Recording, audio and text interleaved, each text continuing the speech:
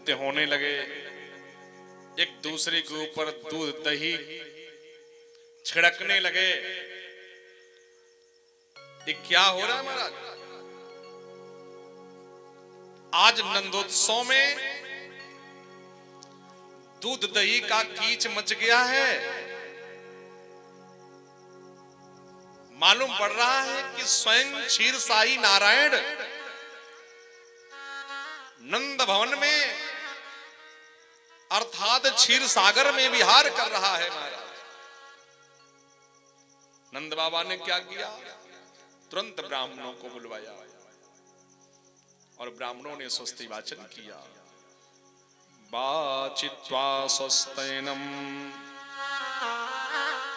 स्वस्ति वाचन किया। जात कर्मात्मजस्वैहि, जात कर्म संस्कार करवाए। गर्भाधान से लेकर के मृत्यु पर्यंत तक हमारे 16 संस्कार, 16 संस्कार में जन्म के तत्क्षण बाद जो है जात कर्म संस्कार करवाया जाता है। आज हमारे संस्कार विलुप्त हो रहे हैं। हमें पता नहीं है महाराज की संस्कार क्या होता है।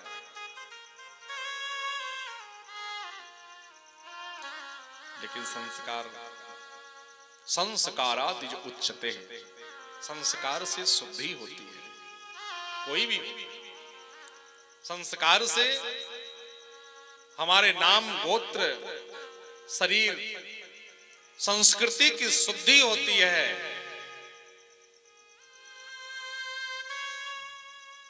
और क्या करवाया कि कार्यामास विधिवतः पितृदेवार्चनम तथा। क्या नाम लिया? पितृ। समझने की बात है। देव का नाम बाद में आया। भागवत में आया है कि पहले पितृ पूजा होनी चाहिए। जिनके घर में पितृ पूजा नहीं होती है, पितरों का श्राद्ध नहीं होता, तर्पण नहीं होता, पता है देवता नाराज हो जाए तो कोई बात नहीं, लेकिन पितृ जब नाराज हो जाते हैं घर में तो कहते हैं अपने कुल के लोगों का खून पीते हैं, रक्त पीते हैं।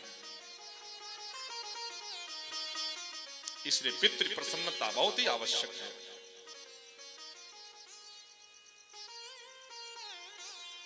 कम से कम महाराज हमें 12 महीने में जो पितृपक्ष आता है वो 15 दिन तो हमें पितरों के लिए समर्पित होना चाहिए। और उसमें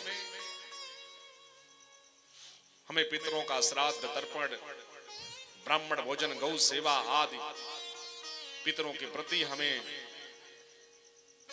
रहना ही चाहिए। किसी भी भ्रम में नहीं पड़ना चाहिए महाराज। इस श्राद्ध कई प्रकार के होते हैं महाराज। विवाह शादियों में भी श्राद्ध किए जाते हैं, जिसको नांदी श्राद्ध कहते हैं। गृह प्रवेश हो, यज्ञोपवीत हो, विवाह हो, उसमें नांदी श्राद्ध की व्यवस्था है। आज